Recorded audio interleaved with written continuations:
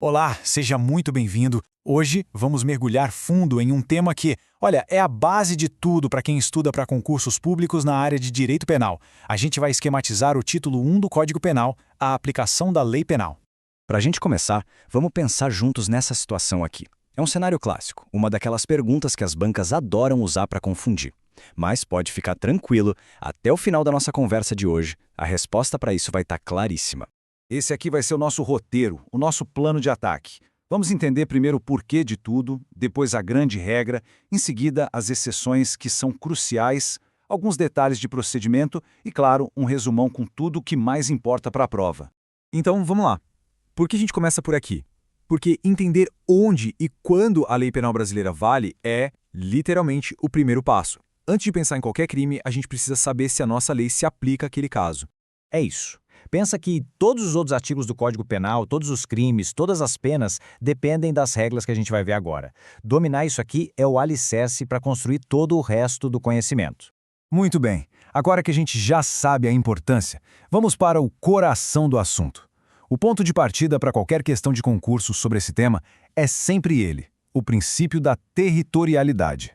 Olha só o que o texto da lei diz, é claro e direto. Mas a parte que as bancas mais gostam de explorar é essa ressalva no começo, sem prejuízo de convenções, tratados e regras de direito internacional. É fundamental ter isso em mente. Certo, mas o que é exatamente o território nacional? Muita gente pensa que é só a terra firme, mas o conceito é bem mais amplo.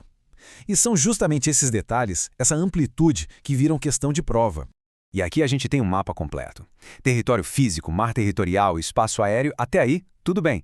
Agora preste muita atenção nesses dois últimos pontos. Isso é o que a gente chama de territorialidade por extensão ou por pavilhão. E é exatamente aqui que está a resposta para aquela nossa primeira pergunta, lá do navio.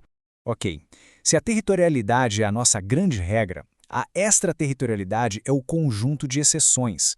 É aqui que as questões ficam mais difíceis, mais complexas, e é dominando isso que a gente consegue se destacar de verdade. Pensa nisso aqui como um campo cheio de pegadinhas. A chave para não cair em nenhuma delas é saber diferenciar direitinho quando a nossa lei vai valer lá fora de forma incondicional e quando ela vai depender de certas condições. Essa tabela aqui é um resumo de ouro. A incondicionada, como o nome diz, acontece de qualquer jeito. São crimes que afetam tão gravemente o Brasil que a nossa lei vai atrás do agente onde for. Já a condicionada, bom, ela depende de uma série de requisitos, um checklist que precisa ser cumprido para a nossa lei poder agir.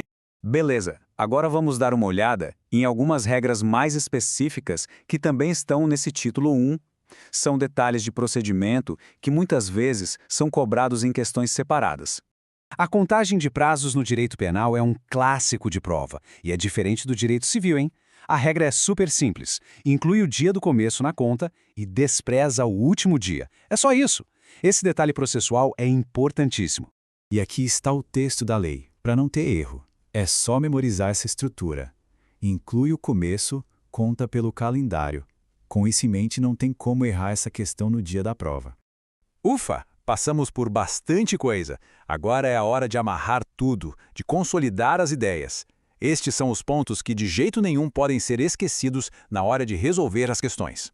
Então, o raciocínio é sempre este. A análise começa pela regra geral, a territorialidade. O crime foi no Brasil? Regra geral. Não foi? Ok, só então a gente vai analisar se por acaso se encaixa em alguma daquelas exceções de extraterritorialidade. E para fechar com chave de ouro, aqui está o checklist final. Se todos esses pontos estiverem bem firmes na memória, a preparação para enfrentar as questões sobre a aplicação da lei penal estará muito, mas muito mais sólida. E para a gente terminar, fica essa reflexão no ar. A resposta para essa pergunta define um outro princípio fundamental do Código Penal, um que a gente vai explorar no nosso próximo encontro. Isso só mostra como, no direito, um assunto sempre puxa o outro.